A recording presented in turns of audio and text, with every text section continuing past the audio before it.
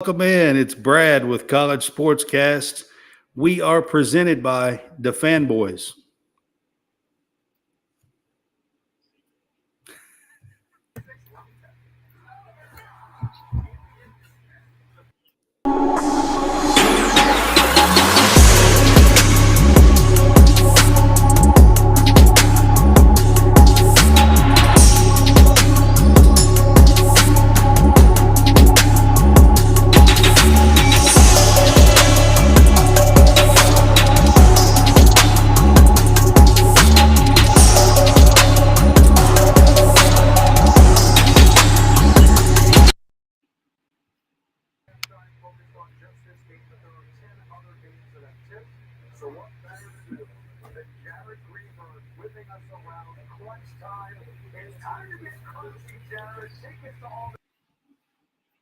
Do it now. 5, 4, 3, 2, 1. And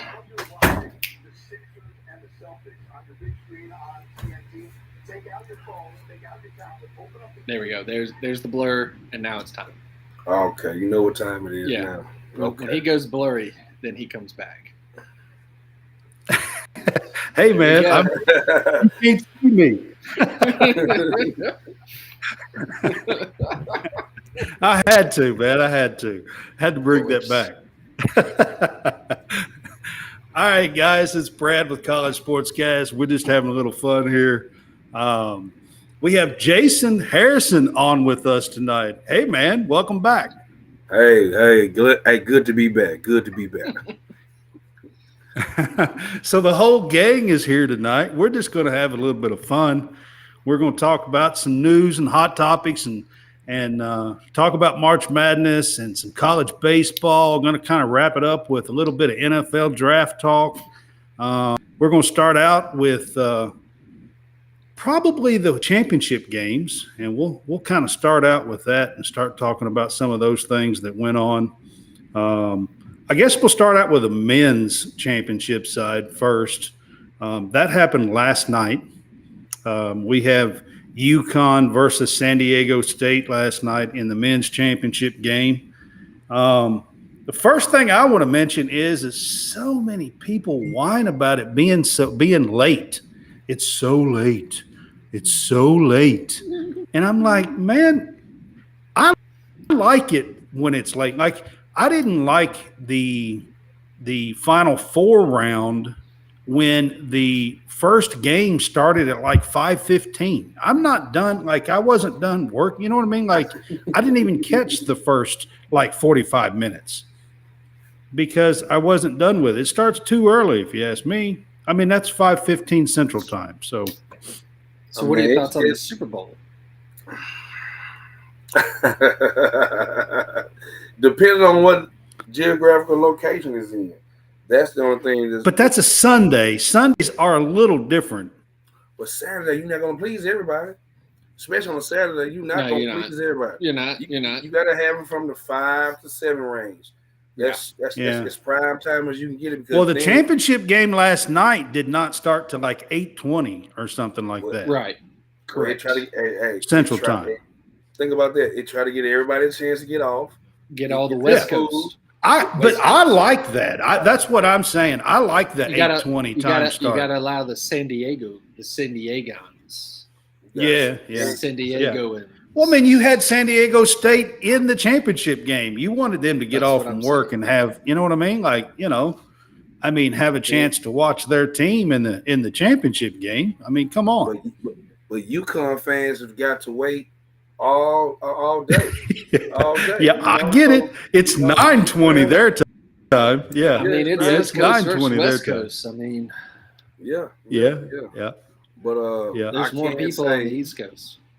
I can say overall that the entire March Madness, not only the championship game, this was one of the better years of March Madness. I think every single round, man, it was nail biting, and it lived up to expectations in UConn. All except for UConn's games. Well, UConn. I think we talked about it a couple months ago. and we were all in agreement that UConn. It was either UConn or Purdue or Houston, somewhere up in there that we were all saying, like, hey, we wouldn't be surprised. And UConn got hot at the right time. And they're really, really good. They were on fire. They're really Well, really I mean, they good. just played really well together. Dan Hurley got them playing exceptionally well together as a team. And nobody hung with them. I mean, they didn't have a game that was closer than like 13, 14, 15 points. Average 20. 20, yeah.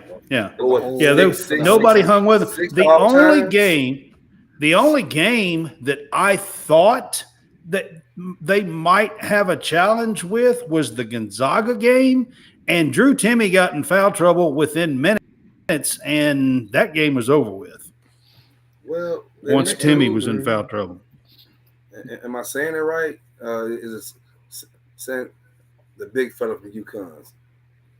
I don't know how to pronounce his name, man. Listen, I really don't know. He should have been on a lot of All-American. Yeah. He should have been a first team or a second team All-American. I mean, just the way he played. He played exceptional. I mean, I did not realize how big and physical he actually was. It's like, man, listen. But to give credit to his teammates, he has a great team around him. And they run. He does. They run some incredible sets. And I'm talking 10, 11 deep. Man, 10, Dan Hurley deep, plays. Man. Yeah. He plays 10 or 11 deep. Man, and like they said, they even prime for next And quite year. honestly, Jason, like when they go 10, 11 deep like that, I mean, for me, it's pretty fun to watch. You know what I mean? Like the guys in and out and everybody gets a chance and everybody's playing good and it's a great team effort, you know? It is. You like it when there's a line change? Just go line change. Yeah. And the whole team. I mean, they had hockey subs. But if you think about it, both teams kind of were like the same thing. San Diego State. San Diego State, they 10, 11, 9, 10, 11 deep too. And that is hard to do in today's game. That is very hard to do because everybody wants to play. Yeah, but you look at the Final Four talking about that. FAU also played a bunch of players. They played 9 or 10 players as well.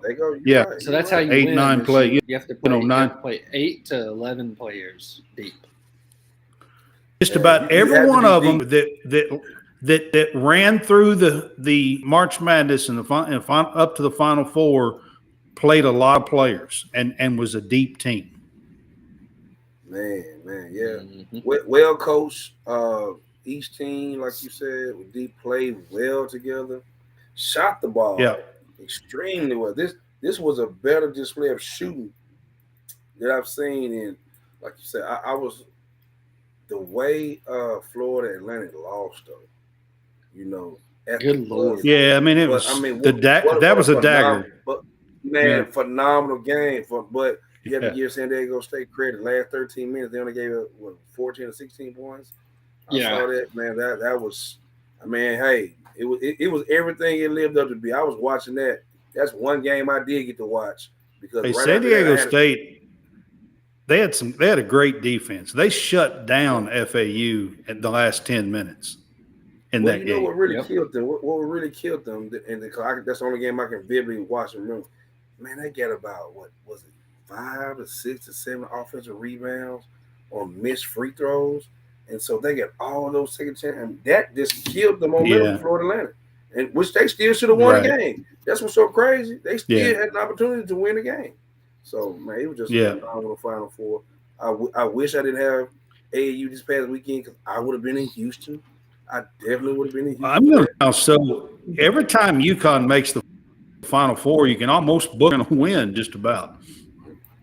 Well, if it's in the state of Texas, then they are going to win it too. So if the Final Four is in the state of Texas, go ahead and pencil in UConn. However they get there, they're going to make it. You can almost book the Final Four. That's right. Yeah. Where's the Final Four next year? Go Four of UConn's 5 championships they've won were in the state of Texas. Yeah. They had Dallas, San Antonio, Houston. Yeah, that was it. Houston twice, Dallas, and San Antonio. So, what's up, Jay? How are you tonight? Glad you're with us. And Brad rules, by the way. Oh, man. I mean, I had to throw that in there. Maybe. Maybe not. Great. Just overall, just a great deal. All right, so let's go to Sunday night's championship game, and that was LSU versus Iowa on the girls' side. Yeah, we'll get to that in a minute, but let's talk about the game. I mean, I thought Iowa made a hell of a run, a great run. Knocking off South Carolina in the Final Four in the semifinal game was astounding, really. Caitlin Clark had the best run in the women's tournament history ever. Scored the most points. Had back-to-back 41-point games. No female player has ever had back 40-point games in the NCAA tournament. But in this game, LSU was smoking hot. I mean, everything they put up going in. I mean, they banked in like 3 or 4 3-pointers. And especially that one right before halftime. Yeah, but it was more than that. They banked in like 3 or 4 3-pointers in that game. I mean, everything they put up was going in. They shot like 65% or something. To be able to put up 100 points in a women's game, I mean, I couldn't. In a women's game, I thought when I saw the halftime score, I thought it was like the end. They had like quarter. 56 at halftime or something. I thought it was the end of the third quarter. I was like, oh, LSU putting that defense on, but it was like it's just the second quarter. I thought it was the second half. Right. I'm still thinking they playing half. That's the second quarter. I know. Man, hey, listen, yeah. Listen, man. I mean. And Kim Mulkey had them playing. I mean, Kim Mulkey is a hell of a coach, y'all. I mean, to do what she coming from Baylor, and she came home. The reason why she went to LSU she came home. Wow. And she wanted a chance to take her home team. Hold on. I just want to be 100% clear, because is it her son or nephew that played at LSU like 2 or 3 years ago for baseball? Now that I'd have to look up, because it was a Baylor women's head coach, but I can't remember if it was Mulkey or if it was somebody else. Interesting. Don't know. But the guy, the last name of the guy, I'd have to look that up. That's the thing. The guy's last name's not Mulkey, so that's why I'm not 100% sure. I don't know. I'd have to look that one up. And I do know that Mulkey is from the state of Louisiana, and it makes sense if we're talking about this with the ties that this guy played at LSU. Yeah. Right. And part of the reason why she left Baylor after winning 3 championships in Baylor and everything else was a chance to come home and bring glory to her, to LSU. And in 2 years, she gets a bunch of transfers in there, and Angel Reese and Morris, and I mean, they just light it up in the championship game. And first ever basketball championship, and that includes all the great players that LSU has had on the men's side as well. Yes, the son did play there. It's Kramer. Okay. Yeah, and he got drafted, I think, at a pretty high round. Look at the inside scoop and just yeah. Kramer Robertson. That's why I said because his last name is not the same. That's what I was going for. So, well, I mean, Kramer Robertson. She may have kept her last name. You know what I mean? Yeah.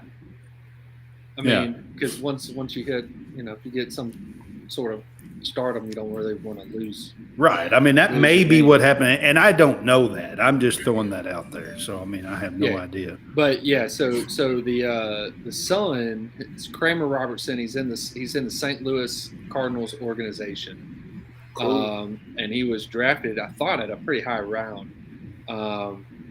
Jay says he picked LSU in his bracket. Believe he plays shortstop. So, but so Kramer Robertson, that is. Yeah, that's Mulkey's son. That's Mulkey's son. Mulkey's son played at LSU a couple of years ago. I also got to give it up to Brad. Brad kind of called this one. He called the upset against South Carolina. He said, "We all most of this season I did." He was all over it for a while.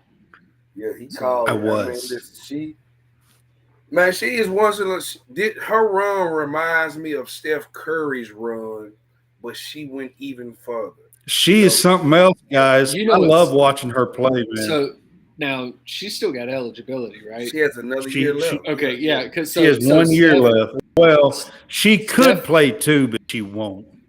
Steph played another year after his run at Davidson. He played the next year, and because Davidson was in the same conference as Sanford, and I know a lot of people from here went and saw when they played when Davidson came to Sanford. There was a ton of people that went to that game. I can imagine because Steph Curry was he was a rock star. He was a rock star then. He was a rock star. And because he played the next year. Listen, nobody give Iowa and Caitlin Clark the chance really to beat South Carolina. I mean, South Carolina has I mean, that team is loaded. And I mean, huge girls that they killed them on the glass. But the odd thing is the biggest offensive rebound in the game was with 12 seconds to go, and it went to Iowa. Man, in that game. Yeah, so I mean, she look, and he said it right here, man. The biggest win was the viewership for the women's. I was tuned in. I think I was on the way back, and I was watching on my phone. Like I had 9.9 million. It was the most ever. 9.9 million. Higher than the Orange Bowl. Higher than the. Yep. There's something else that. It was the most viewership ever for the women's championship game. I mean, and because of her, because of Caitlin, because everybody wanted to see if she can pull it off, but everybody if she could do it. But LSU girls were, man, I don't know what they ate. I don't know what pregame speech. I'm telling you, they played flawless. I mean, honestly, they did. They did. And I think they had to play the most complete game. But I knew they had the guard play to do it. Yeah, they had the guard. Then she got they did. That Morris girl played. She played for Mulkey at Baylor her freshman year. Okay. And was kicked off the team, guys. She was kicked, but now it was behavior stuff or whatever. Okay, she was kicked off the team. She went to Rutgers and struggled at Rutgers, and then landed in the transfer portal again. And Mulkey said, "Come to LSU, and I'll give you a second chance." Mulkey is probably the third best coach of all time. I heard someone say Gino, obviously, because the run Gino had, Pat Summitt on the run she had, and then you got to put her right there. To take 2 different programs and win a national championship. She's the only women's coach who's ever taken 2 programs and won championships. And what's scary is that the only now in the world of transfers. Now you got Stanford's coach Vander whatever her name is. I can't think of what it is. Vandermeer, something like that. But Marky jumps them because she took 2 different schools. They've been the same. She has. She's the only one that's done 2 schools. Doing her second year in which they never ever had. It was like I said, I know it's going to be a problem. Jay, you're right. Mulkey's is outfits and stuff. I mean, she's trying to catch all the style and everything, and be the talk of everything. So I was told she never knows what she's wearing. It's always picked out for her. Yeah, you see what I'm saying? So I mean, look, she's got a stylist or something that picks all that out. Yeah, absolutely. Yeah, she got swag. Let's go and say she got swag. She does. She does. She absolutely does. I agree with that. And the women's and the women's game, I didn't see the ratings for the LSU or for the Iowa South Carolina game, but it had to be nearly as good as the championship game, I would think. I mean, everybody I know had that game on and was watching it between South Carolina and Iowa. And I was proud to say that I've been talking about that game. All season long. I've been saying I hope they match up. I think that Caitlin Clark can do it, and sure enough, she scores 41 and takes Dawn Staley and Carolina, Aaliyah Boston and Bill and Cook and all them down. Cardosa, 6'7" and just huge. I mean, just huge in a women's game. And Cardosa will be back. She's just a junior. If it's one person who could have pulled it off, it was her. And she lived up to the billing. She was box office She was box office all year. Let's just flat out say that. All year she's absolutely been box office. And man, I'll be honest with you, I can't wait to watch her next year. She's, in my opinion, she's one of the funnest players to watch in college basketball, and that's including men's and women's. I don't care. I don't care if you're talking about men's or women's. I would pay. I'll pay to see Caitlin Clark. Like, seriously, she's that good.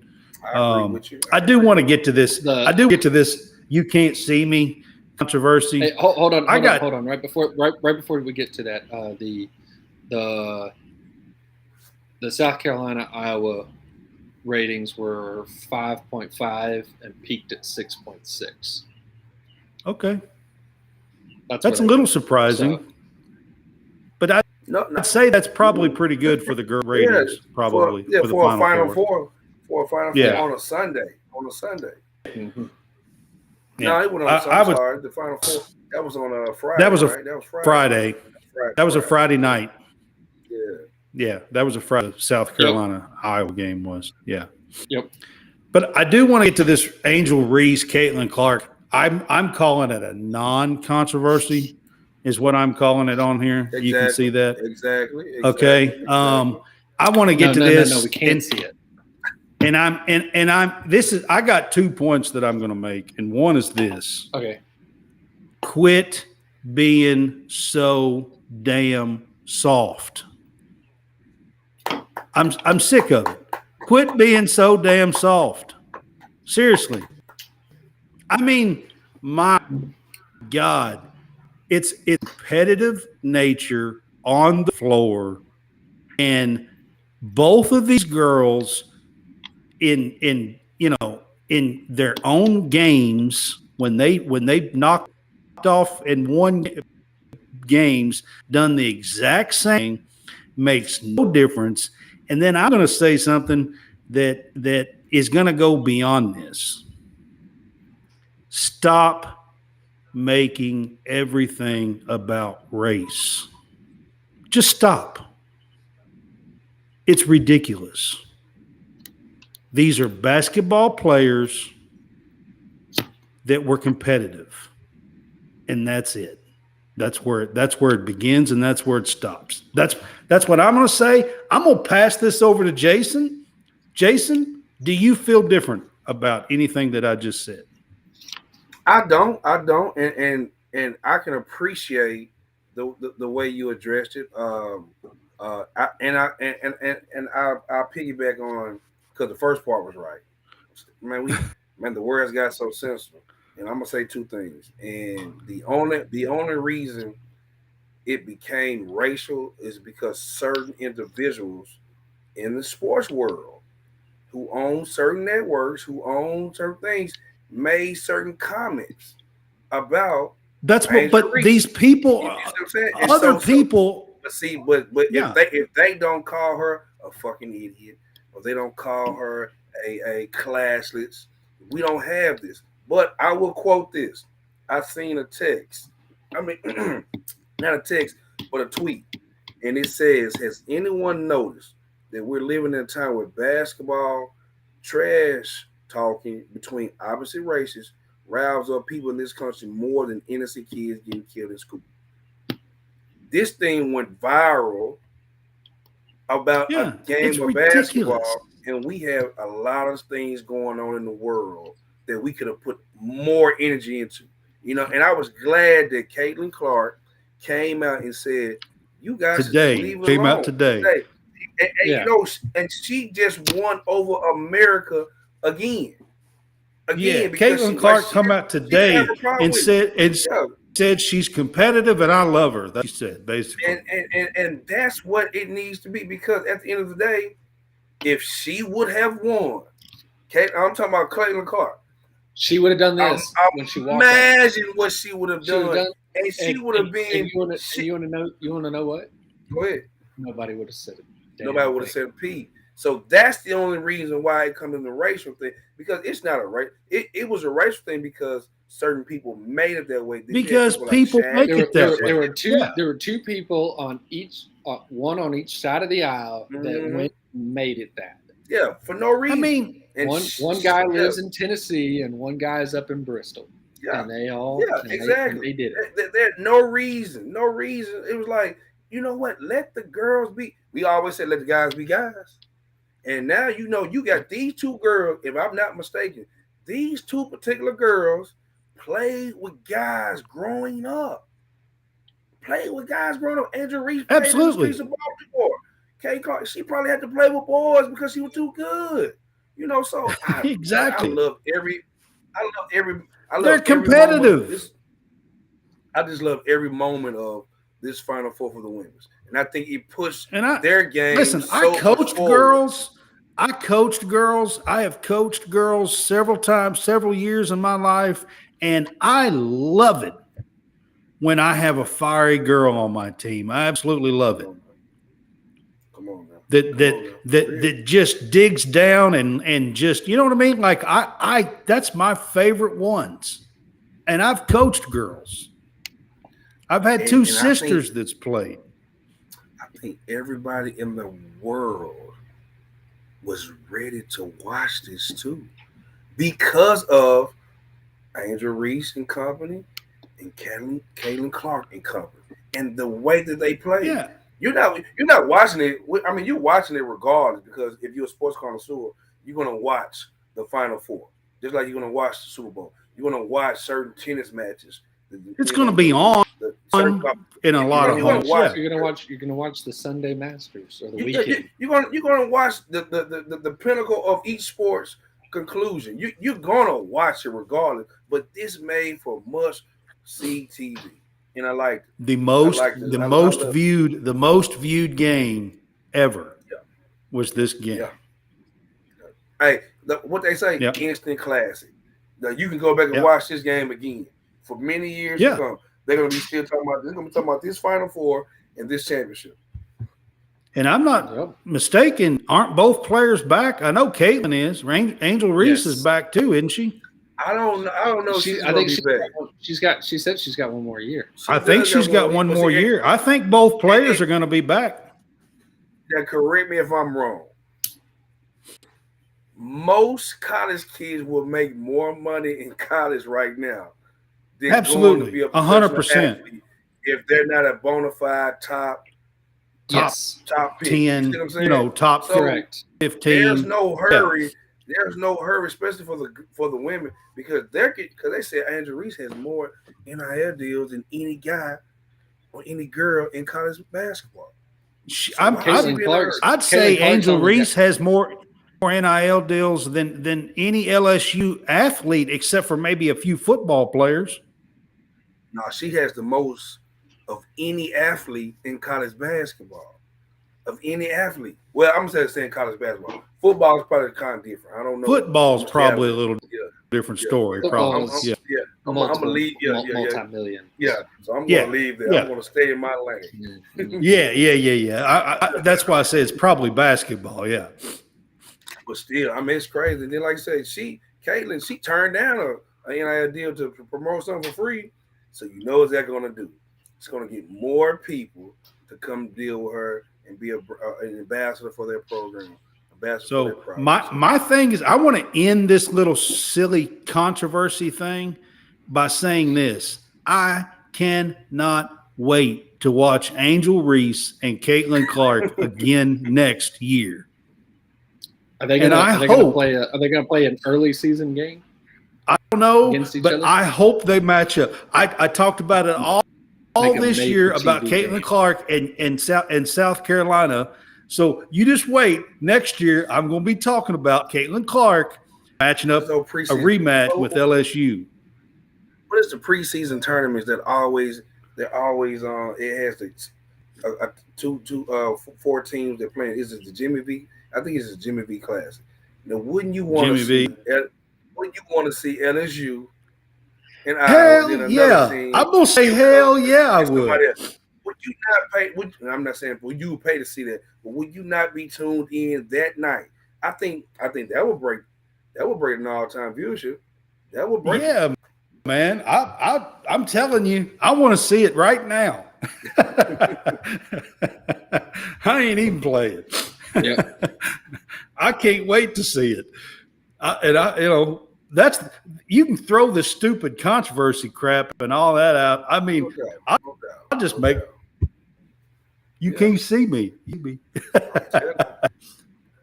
And then they want to get mad because she does it. Everybody does that. Everybody who wins a championship does that. Hey, Joe Cool. Was Joe Cool. So come on, man. Let's stop all Steph Curry. Remember LeBron Steph Curry not did that. One, not two, not three, not four, not five. Yeah, I mean, everybody does that. I mean, ring me, and But like the tweet I read, and that was from the Rap Applies. I mean, we should be talking about something else. We should be enjoying and not causing any controversy or taking anything away from LSU. We should be talking about how great of a game the way this women's season ended. Yes. I mean, honestly, and Caitlin Clark's run and going up against South Carolina and Kim Mulkey and her story and Angel Reese and winning the championship. And I mean, honestly, you should be enjoying what actually transpired and this stuff that's going on and viral everything is ridiculous. It's just ridiculous. I mean, honestly, like it really is. I was glad. I was so happy when I seen clips of Caitlin Clark just coming to her defense, and that's how it should be. That's how it should. Yeah, absolutely. All this, man. It's just sports. Caitlin tried to come on today and end it. Like, look, y'all, it's ridiculous. Hey, good kudos to her. Kudos for being an adult. So last week you wasn't on. I wanted to give you a chance to talk about the NIT final and the CUSA on the show with us. John and I, we kind of went over this the other night. So John wants to add a couple of things, but I wanted to give Jason a chance here. The run that the CUSA had and the NIT final with North Texas versus UAB. And and kind of talk about some of that stuff. Man, I actually did get a chance to catch that game. It's amazing how the winner of the NIT parlayed his successful season into a Texas Tech job. Yeah. I think that conference, like the next day, I think, wasn't it? Yeah, I think it was already in talks of. It was just a matter of when. It probably was. I just think, man, it shows. Man, that conference had a lot of good teams. Well, I think North Texas could have easily been Florida Atlantic. Could have easily been, of course. And then the CBI winning the. I mean, what's not good? You can't say anything wrong about that conference. And I think the field may need to be expanded. I think you probably need more playing games for conferences like this. So I mean, it's one of those deals that, man, they had a hell of a run during postseason. Speaking of a hell of a run, now Tyler Perry, who was the Conference USA Player of the Year this year, has entered his name into the transfer portal. Just so y'all know. Well, you know what that is. It's all about the dollar bill, the collectives. Well, I mean, their coach left too, so Yeah, North Texas and the entrance into the American Athletic Conference, because them, UAB, and FAU, the top three teams of CUSA, are out. They're see you later. They're all going to the AAC. The Americans. CUSA, see you suckers. So yeah, of course, is, Houston and Cincinnati are going to the Big 12. So and UCF. Yeah, and UCF. And one other team. Grand BYU. Opening, grand closing. BYU. Yep. So, but I just kind of wanted to give Jason a chance to talk. You got Kennedy, who had a hell of a run and getting his team to with UAB. Jelly Walker was last year's Conference USA Player of the Year. He got hurt this year. Was probably one of the reasons missed some games.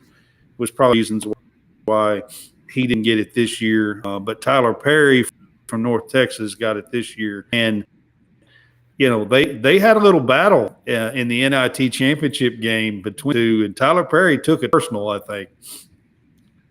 Hey, I'm gonna say this: shout out to all the undersized guards out there. All the 6 feet and below guards who showed up big in this postseason run. So hey, at the end of the day, Bay-State, that little guard. Hey, and he used to be over here at ULR here in Little Rock, Arkansas. So I've seen him. That little man, he had a hell of an NCAA tournament. Yeah, I see, and he declared for the draft. If I'm not mistaken. He probably has. You got to strike wire. You got to strike because he's hot right now. That's for sure. You got to strike. You got to strike. But like I said, man, hey, the college game is still a guard's game. Even though you have some dominant bigs, if you don't have good guard play, you're not going to win. So shouts out to all guards and leading up to it, man. Hey, I'm looking forward to next year. That's where I'm fixing to pull up. Looking ahead to next year, and the transfer portal has gotten wild, guys. I'm in the transfer portal right now. It's wild, guys. Everybody. I mean, it seems like half the country already in the transfer portal.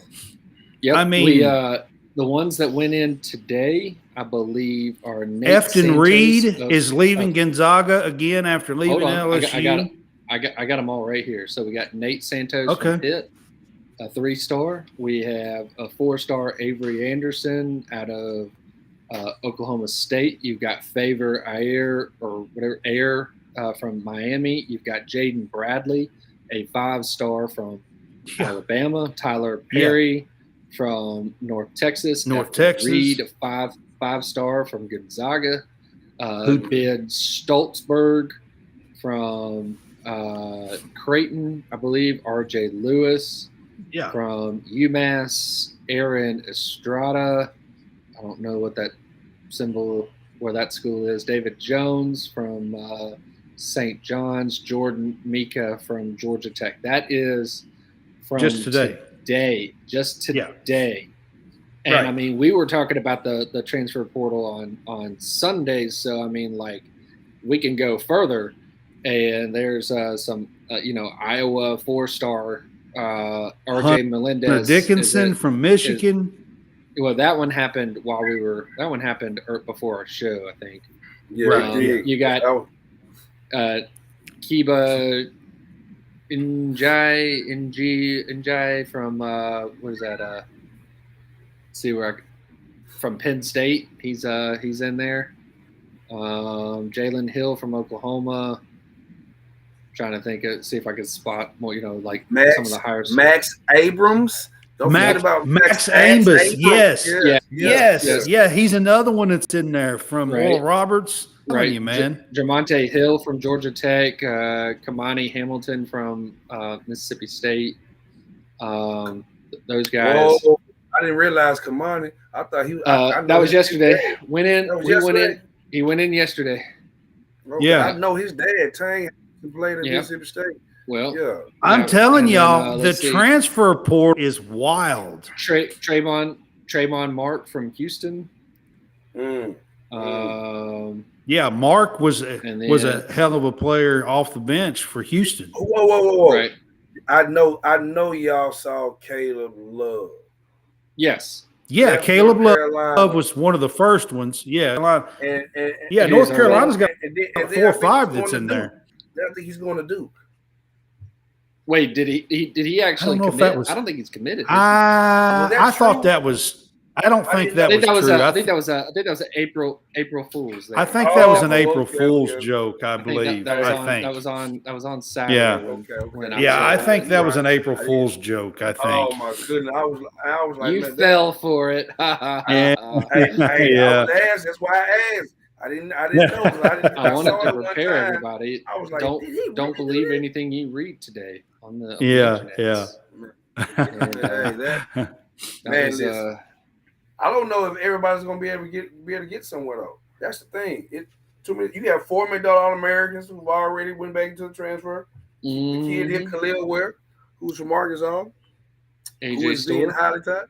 Like Hunter Salas from Gonzaga is in the transfer portal. But this is what Joe. Remember, I told you guys, it is so hard for these high school athletes now, because if they're not signing early, if they're waiting around, other universities are not waiting around anymore. They're just going to go to the portal. That's the best way. Yeah. I'm looking at Caleb Love. He is not committed.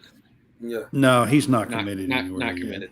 I wanted to go find him and just go ahead and. No, Caleb Love responded to it and laughed on Twitter thing. He responded to it and laughed. All right, guys. So we're going to switch gears, but before we do, I'm going to talk about the Fresh Channel. Check out the Real Fresh Channel. We are on there on Sunday nights. Our featured show is on the Real Fresh Channel. They have comedy, and they have wrestling, and they have pro sports, and they have a bunch of different stuff on their channel. I'm going to run a little commercial here and let y'all check them out. They are part of the Fanboys as well. Hey, I am Hal Fresh here to tell you about the Real Fresh Channel. That's right, youtube.com/the Real Fresh Channel. We are a network aiming to bring you various content each and every day, different types of podcasts, different type of content, anything from college SportsCast and fresh takes for some sports. We also got You Want to Do What? We got the Wrestling Corner. We got live stream. Just go over to youtube.com/the Real Fresh Channel and hit us up today. Thank you for checking it out. Appreciate your time.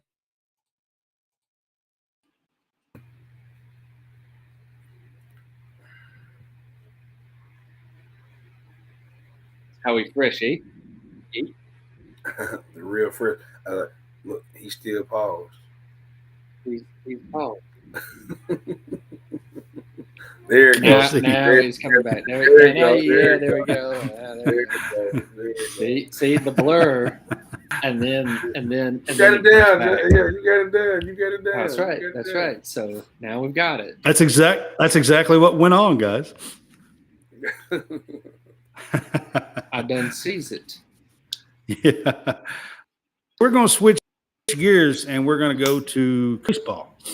Kind of let John lead this. We're going to talk about the top 25.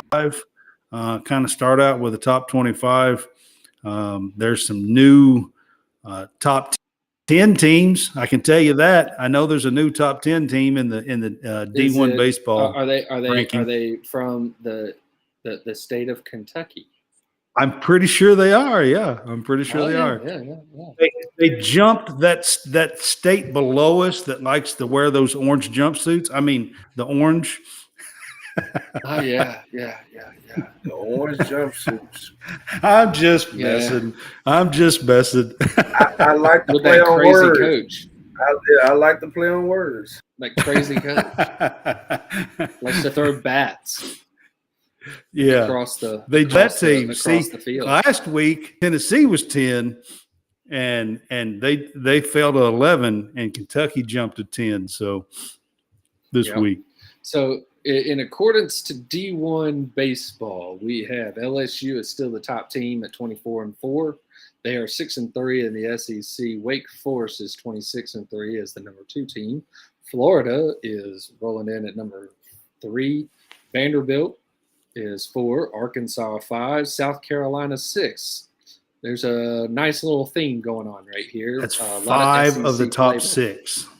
Correct. And SEC. Then number 7 is Virginia, number 8, Stanford, 9, Boston College, 10, your Kentucky Wildcats, 11, those orange jumpsuited Tennessee. 12 is East Carolina, so that is the top smaller school in there, right there, East Carolina. 13, North Carolina. So not even the best team in Carolina outside of, South Carolina. Then, again, staying with the Carolina flavor, because I believe Campbell is in Carolina. Campbell is number 14. Florida Gulf Coast is 15. Oklahoma State 16. Coastal Dunk Carolina. City. There we go. Coastal Carolina is 17. Louisville, that other team in your state, is at 18. UConn with the baseball team at 9. UConn? Mm-hmm. Huh. Yes. They do have a few famous alums coming out of UConn, just in case you didn't know. I'll have to go make one little look, but it's a guy that plays for the Astros right now. Miami is at 20, Texas 21, Texas Tech 22, UCLA 23, West Virginia 24, and Oregon at 25. Okay. So that is 5 of 6 D1. That's D1, yeah. Right. Baseball, yeah. Yep. 5 of 6 is SEC, and then you got 9 and 6. 10. Yeah, 6 of 10, or actually 7 of 11. Yeah. Yeah, 7 of 11. The top 11. Yeah. Right. Are SEC schools. Right, and I don't think there's another one after Tennessee. So, yeah, there's not another one in the top 25 after Tennessee. So, yeah, that's because if you go look at the SEC standings, the bottom, you got the top half that are beating the bottom half, and right now it's the SEC East is really stinking good. Remember, take a look at it. It is. Yeah. Florida at 3, Vandy at 4, South Carolina. Vandy's actually the only one that's Vandy's 9-0, I think. Yes, they're not. They are 9-0. They, and actually, I can pull up the SEC rankings right here. So, Vanderbilt is 9-0. South Carolina is 8-1. Kentucky 8-1. Florida is 7-2. Tennessee is 4-5, Missouri is 3-6, and Georgia is 1-8. That is the East. And in the West, LSU is 6-3, Arkansas 6-3. Then Alabama and Auburn and Texas A&M are all 3-6. And then you round out Ole Miss and Mississippi State, the two Mississippi schools, the last two national champions, College World Series champions, are 1-8 in the conference. It's just too early. It's just too. That's too 3 early. weeks. That's 3 weeks. Yeah. 3 weeks in conference out of 10. 3 out of 10 weeks. It's just too early. The Mississippi teams don't care to the last 2-3 weeks of the regular season. Well, and again, the magic number that each of these teams need to get to, 15 secures your spot. Okay? I seen a story today that said 14 maybe. 14 should get you in because your RPI is going to be high enough playing in the SEC. Right. 14 will get to make the tournament. Should get you in, yeah. But 15 is undoubtedly guarantees you a spot. Yeah. But that had to be the most brutal schedule of all time, playing in the SEC. It has to be. Correct. So Kentucky I've been studying up and doing a little research on Kentucky this year because they're a little better and playing better. And, now in the top 10, got the number 1 RPI, by the way, and one of the best pitching staffs in baseball as well. I was going to say pitching is what's – yeah. What's but so they play Georgia this weekend. That's who they play this weekend. And Georgia is 1-8, I believe. I believe that's right. You should definitely take 2 out of 3, but sweeping. Yeah, sweeping is an option. Ought to happen. Yeah, it ought to happen. Right. You ought to sweep. All right. So, but then after that, after the Georgia weekend, the next 6 weekends, they play LSU and Texas A&M, and then they play Florida, Vandy, Tennessee, and South Carolina. That's their 6 series after. You're talking about the schedule. That's their 6 series that they play after this coming weekend. Right. Yep. A&M's the only one. They do get them at home. They're the only one that's not currently ranked. Right. So right now, the Friday slate of games. So I don't know who actually is the Thursday Friday series. I'd have to go take a look. I think a lot of them are Thursday Friday this time because Sunday is Easter. I think there's a bunch of them. Yeah, I think there's like 4 or 5. All right. Well, hold on. I was looking at that. I think there's a lot of them because Sunday's Easter. 1, 2, 3, 4, 5, 6. You telling me that there is one team that is not going to play? It's the Kentucky series. The Kentucky series is the one series. 1, is the 2, one series? 3, 4, 5, 6. Yes, the one series that will play on Sunday, unless they're going to play a doubleheader on Saturday. No, they play Sunday. Kentucky plays Sunday. I do know that. So let's take a look at that. Yeah. So on Sunday, it's Kentucky, Georgia. They're the only one, and I guess it's because it's SEC Network is the deal. So, so in terms of this weekend, I'm pretty sure. I was pretty sure most of them are Thursday this weekend, but Easter.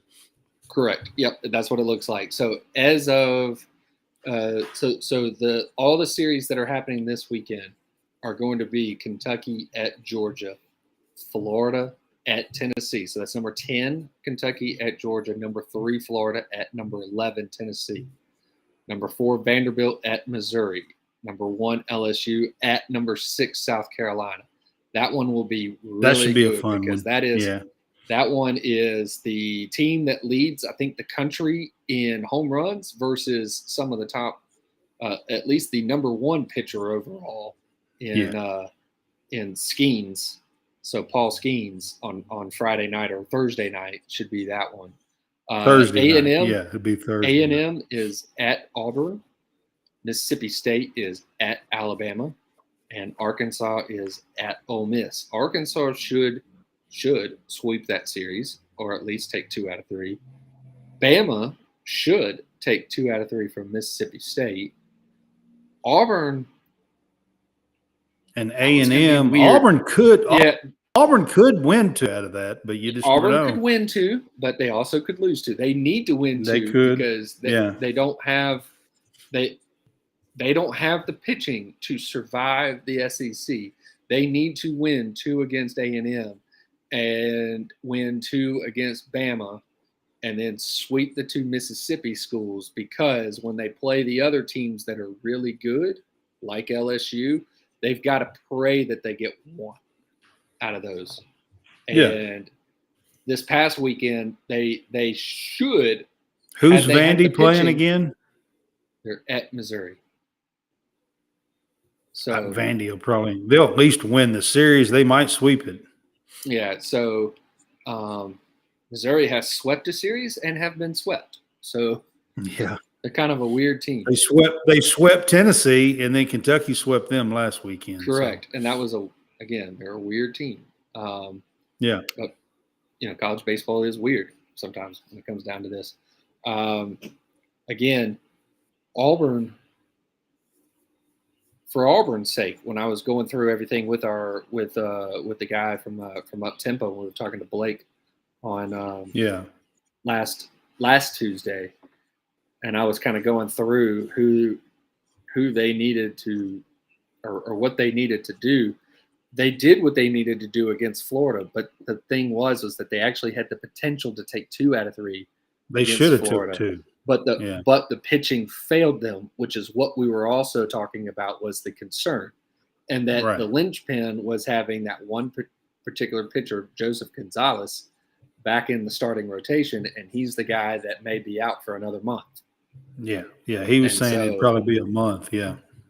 Yeah, and so that's the thing that we were talking about, was that it's the pitching. Because of that against Florida, their Friday and Saturday starters, those 2 guys were end of bullpen type pitchers. That's who they were.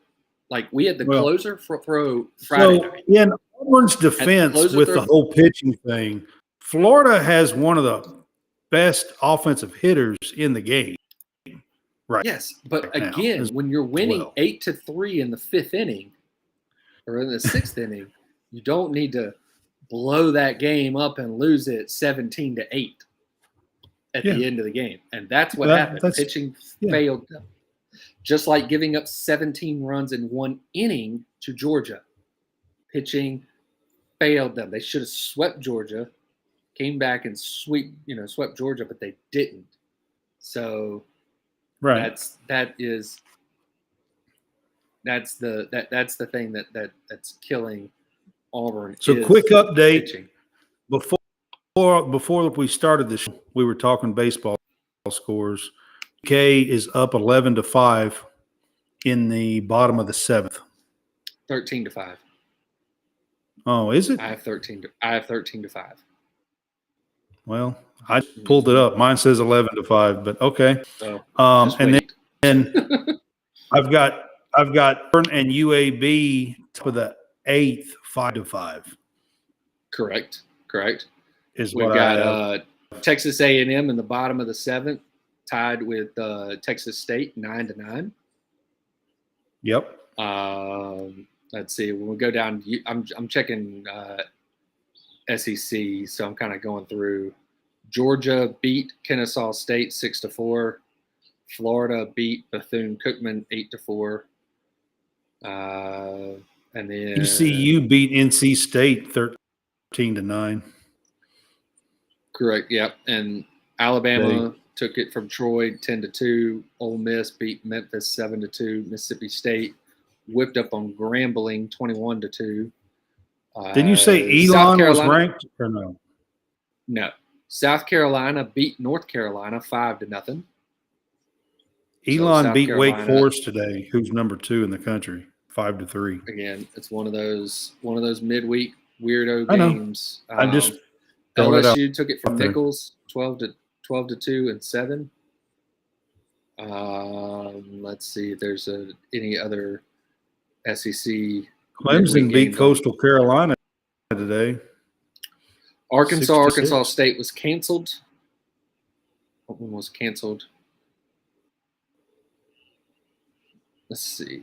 Any of the other teams that Columbia, who took a series from Alabama, beat UConn, number 19 UConn, 19-14. So obviously no pitching in that game.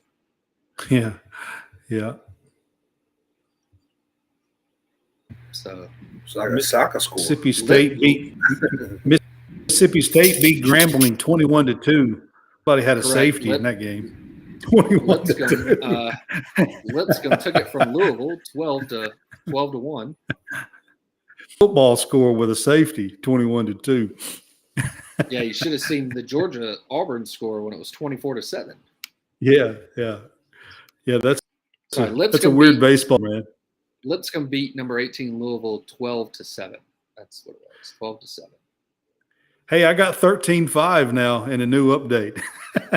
Hey, Miami, the University of Miami, the U, has put up 2 touchdowns against UCF, and they lead it 14-3. Another football score. Another football score. Yeah, 14-3. It's 14-3. That's in the second quarter, right? Georgia Tech has kicked another field goal today against Georgia Southern. It is now 13-7. Wow. A lot of offense. Is it the bats? What do you think? You think it's the bats or the balls? You know, they're coming off the bat pretty good tonight, I see. Yeah, again, it's midweek, so a lot of times some of these midweek games you're facing the bigger schools are throwing mostly bullpen guys. They may be grooming a starter to maybe take the weekend, try to move into the weekend. But they're nowhere near their Friday, Saturday, Sunday starter. And then you may throw a bunch of bullpen guys that don't necessarily get a whole lot of action on the weekends. And so the smaller schools, or the quote unquote smaller schools, their talent level is not that different. It is very much where the talent is spread out, especially, again, you get NIL deals. Just college baseball parity is fairly decent. That's why you get some of those smaller schools that make it all the way to the College World Series, like your Fresno States, your Coastal Carolinas, your Cal State Fullertons. East Carolina, like right now. East Carolina, yeah. Correct, right. Yeah. So those schools have a chance. And, I mean, even back in the day, Bryce was really good at baseball. They were a huge powerhouse at baseball. So those quote-unquote smaller schools can beat the big schools, especially in a one-off game. They also – the Friday night starter typically has to throw a bullpen. It's their bullpen day on Tuesday. So they could either go down to the bullpen and throw, 60 pitches in the bullpen, or they could throw 60 pitches in a game and just throw their bullpen during the game. And so you are facing – You get about 3 or 4 innings. You're facing like Lipscomb's Friday night starter as opposed to Lipscomb's Tuesday starter. Gosh. If you're facing Lipscomb's Tuesday starter, you tee off on him because he is not anywhere near what your Tuesday starter is. You ought to be able to beat their Tuesday starter. But instead, you're facing the Friday night starter, which – well, the midweek game, is kind of a chess. In your game, or on your team, their Friday night guy might be your Sunday guy. He's good enough to start on the weekend, but he's not maybe good enough to be your Friday night guy. But he can go up there and shove it, and he's going to go up there and shove it for about 4 or 5 innings, and then, now you get to go face, their top end of their bullpen, for the 6th, 7th, 8th, and 9th inning. And one inning, they may have your number. Facing new pitcher, new pitcher every inning, you may be able to get away with it. And then, if you didn't put up any numbers on the starter, then it's a good chance that you might not do a whole lot. And that's how that's usually how those games go. And that's why, I don't put a ton of stock. You can sit there and talk all you want with oh man, that team, see what that team did? They put up that, they beat LSU, or they beat Florida. Who the heck is that, right? Yeah. In a 3-game series, Florida puts them away 2 out of 3. In a midweek series, Florida beats them 2 out of 3, or on a weekend series or something like that. But in the midweek, a one-off game, there's a good chance they get a shot at it. So, well, just Elon beat Wake Forest today, who's the number 2 team in the nation. So, yeah, correct. Yeah. Yep. So, all right, guys, I'm going to get to our prize picks real quick. We are part of Prize Picks, and you can have a little fun with your daily fantasy play. And there, go to prizepicks.com. Your first initial deposit, you can double your money up to $100. So you put down 50, you get 100 to play with. Put down 100, you get 200 to play with. And it will help us at College Sportscast. And we get a little boost out of that as well. So we appreciate it. If you would go to prize.com and use our code CSCAST to double your money for your daily fantasy sports. Go have some fun, guys. That's right. All right, so we've got some NFL draft shows coming up, and we're pretty excited about talking about the NFL draft. So on Thursday, we're going to have Mock Draft Guy on with us. He has a YouTube channel, Mock Draft Guy YouTube. Check him out. He does spectacular work and breaks down each team's draft, every draft pick they have. He breaks down player breakdown, team breakdowns. He does a fantastic job. Check him out. Mock Draft Guy is his name, and his YouTube channel. Check him out. He's going to be with us on Thursday. NFL draft stuff is heating up, and it's April. The NFL draft is at the end of this month on the 27th, 20th, and 29th. So on this Thursday, we're going to have our 2.0 edition on our mock draft show. And I don't know about you guys, but we had fun the first, in late January we did one, and I'm looking forward to the mock draft. So what you guys say about how things are heating up? Hey, it's always interesting especially when we get close time to the NFL draft. It's a lot of moving and shaking, a lot of deals being made. Hey, the players with the best agent normally gets the better slots. I've seen a lot of things over the years, but man, it's gonna come down to these individual meetings, these last minute workouts. Scouts do a great job of being very. So the top 4 QBs have had their workout over the last half or so.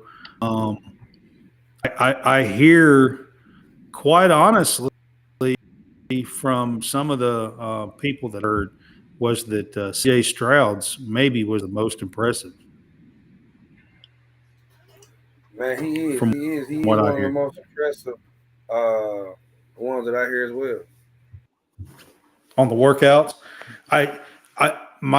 so it depends on. Levis had a real good routine, and most everybody, the way they threw him, Jordan Palmer set up his routine, and so, a lot of people thought he was probably second in the workouts. and then Bryce. To be honest with you, a lot of people thought Bryce was kind of boring, the workout itself. I mean, his play is bad or nothing like that. I just talking about QB workout, the top 4 guys. I still thought it was going. I still thought he wouldn't be the number 1 quarterback. Me being honest, I thought maybe he was a top 3.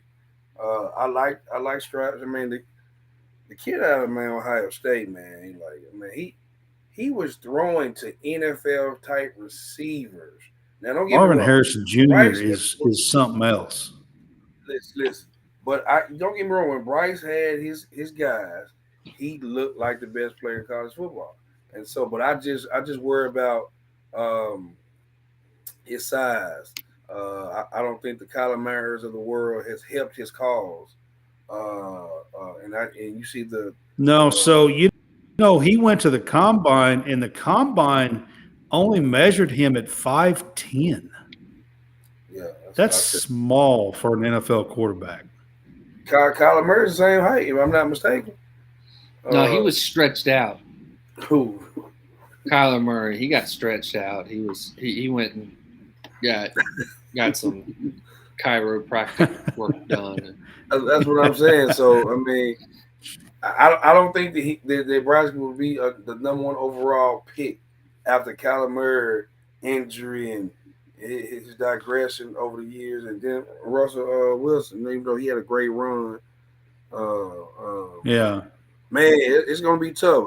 The kid. I mean, there's been some Florida, 6-foot guys, but 5'10" is really short for an NFL quarterback. Yes.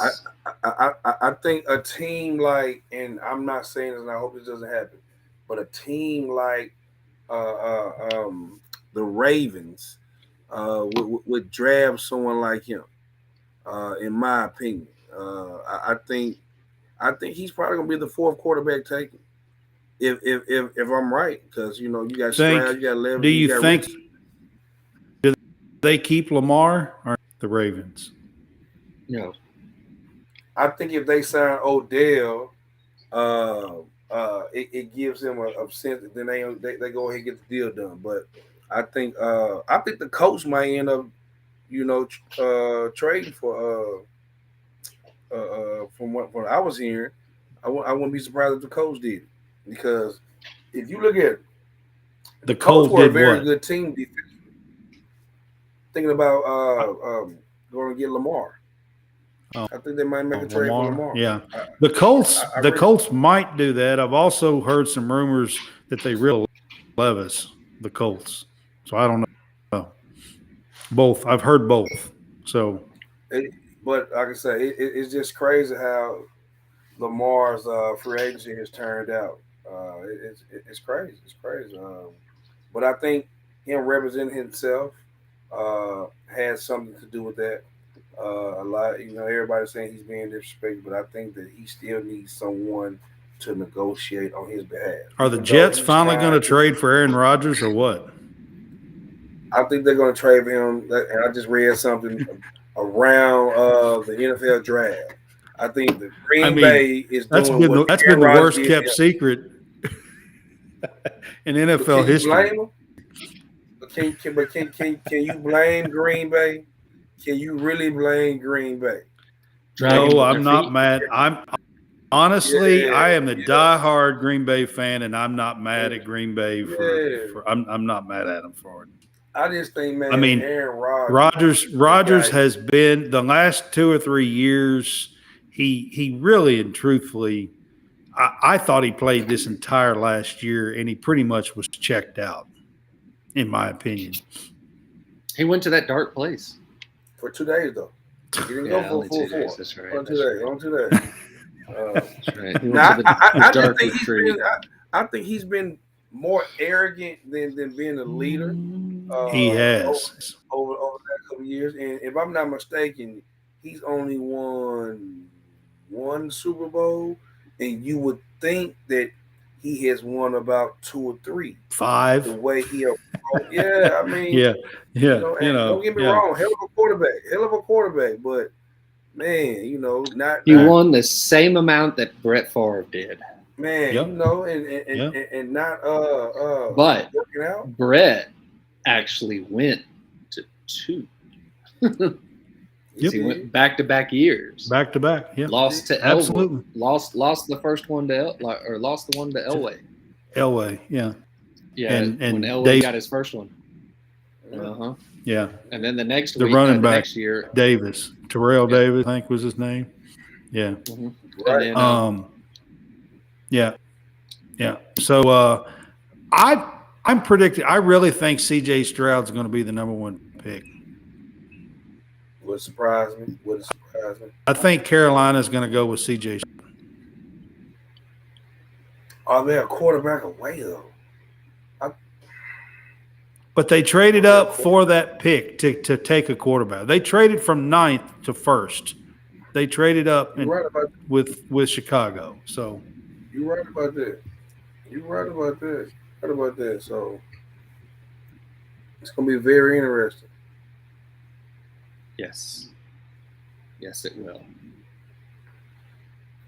I that's my prediction, and we'll hear what Mock Draft Guy has to say on Thursday night. But I think they're going to go with C.J. Stroud with the number 1, my guess. So, like I said, we'll hear what he has to say. I do want to kind of give you guys an update on a couple of things. So we're going to have 2 or 3 shows. We have 2 or 3 shows lined up of NFL draft stuff coming up here in April. So our next show is with Mock Draft Guy, and we're going to show.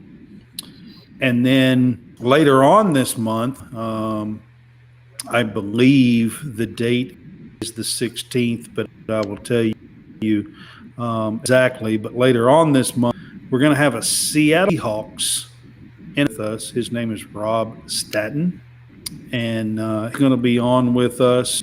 And the Seahawks have the 5th overall pick currently. There is some talk that they might trade up to the 3 to get whatever quarterback they want. And there's also some talk that they might trade down a few spots. So the Seahawks and the insider that we have on is got about 6 or 7 guys on his radar that he thinks that Seattle is going to go after with the 5th pick. And we're going to kind of break down the workouts and the info that's being told through him and his insider information that the Seahawks might or might not be trading, or who they might take and stuff like that. And we're kind of break down those picks, 6 or 7 picks that Seahawks are expecting. So I'm pretty excited to have an insider on with us later in the month. And what about you guys? I think it'll be a pretty fun show. Should be. And then I definitely think I think it'll be a great show. And then right before the NFL draft, the 5th, the NFL draft is the 27th. We're going to have our final mock draft, our 3.0 edition. And we will have a show on Tuesday, the 25th. That is the plan, as long as everything, stays course. Our plan will be to do another mock draft show right before. And then we will be on the night of the 27th, Thursday night, while the first round is being on. So we will probably do a NFL draft special and kind of update the picks and what's going on while the NFL first round is going on. So on the 27th. So just to give you guys a little bit of a taste of what's coming up, we got some NFL draft talk. We're coming up we can tie that to kids and the schools and what schools they played for and all that kind of stuff. It's fun to talk a bit of NFL draft. I've got an insider little tip here for the first pick of the NFL draft. All right. Y'all ready for it? Little breaking news. Okay. Carolina is going to pick number 1 overall, Cam Newton.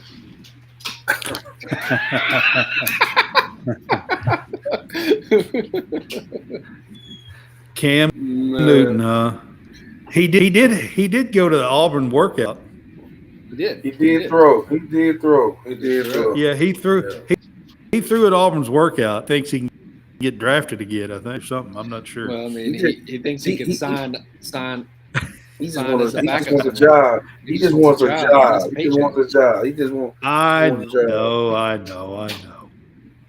Yeah, Cam was. I seen a video. He dropped a dime on his workout, like he threw it at the workout. Yeah. Yeah. Hey, speaking of Auburn, their 8A game is this Saturday. So. Yep. Oh, spring game. Okay. Spring games. Yeah. We got to start to see it. They'll be going on starting this weekend. Well, Colorado's going to be on TV. But why? Because of prime time. Are they going to be on prime time?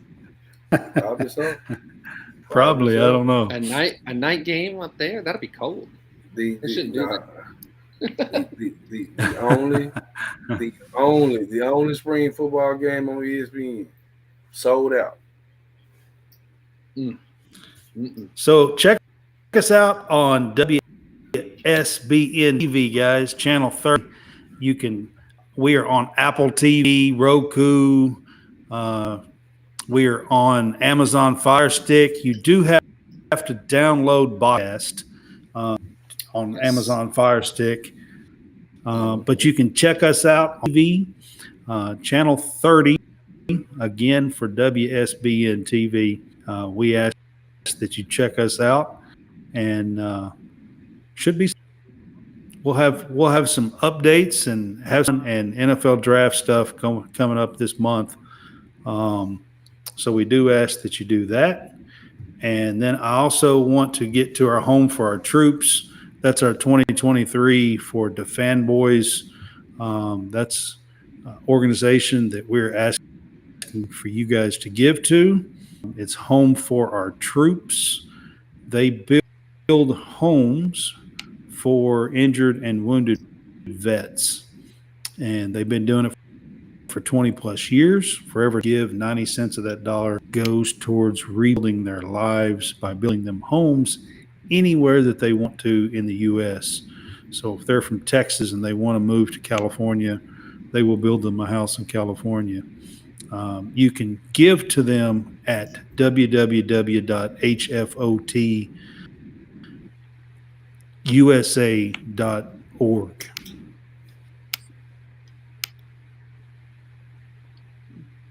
Good deal. Yep. So we're going to kind of wrap this up tonight. We appreciate you guys being on with us. Y'all have any closing thoughts? Joel Embiid will be the MVP of the NBA Association. I just watched him go for. Hey, if Anthony Davis hadn't have been hurt for a little while, Anthony Davis has been playing some damn ball. He has been playing ball, but I'm going to say that the Lakers' schedule has been in his favor.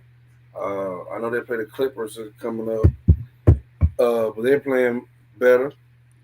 I think that midseason trade really helped them out. Really helped them out. But it did. Yeah, that trade they helped them out. But Anthony Davis has been playing some ball. He's been having some 37 15s, 38 18s. He's been playing some ball lately. He has. But yeah, ready to see the second part of the year in sports. Even tennis. I don't know about NASCAR. I know you said NASCAR, but the tennis, the College World Series. Hey, I'm looking forward to the Masters this weekend. I don't know if I'll be able to sit around and watch that. I definitely get the updates I'm on looking my phone. forward to the Masters this weekend. Yeah, I definitely so get the updates on my phone. This weekend is Easter weekend, guys. I'm not sure that we are going to have a Sunday show. And just to kind of give you guys a heads up, we may take Sunday off this week for Easter weekend. Go out, be with your family, enjoy Easter and the holiday for what it is. Here in the U.S., if you're watching, it may not be a holiday over there on WSB and TV, but here in the U.S., it is Easter weekend. So we will probably take off Sunday, and we will have our draft on Thursday and resume our shows next Tuesday. So we can all ourselves enjoy the Easter weekend and have some dinner with family and that kind of stuff. So no doubt. Jason's going to be in Dallas coaching some ball practice and all that kind of stuff. So, Dallas. He's going to be in Dallas. I'll be coming back that Sunday, but everything's bigger on the road again. in Dallas, isn't it? It is. That's Texas, but yes, Dallas is in Texas, so yes. On the road again. Just don't. All right, JR. check college sports out. Thursday nights, 8 p.m. Sunday at 3 p.m. Again, we would probably take this Sunday off for holiday Easter. So, no doubt. All right, Jay, glad you were on with us. All right, man. I can see you, by the way. Always good. Man, that's good. All right, man. Y'all have a good night. We will see you Thursday night for our mock draft special.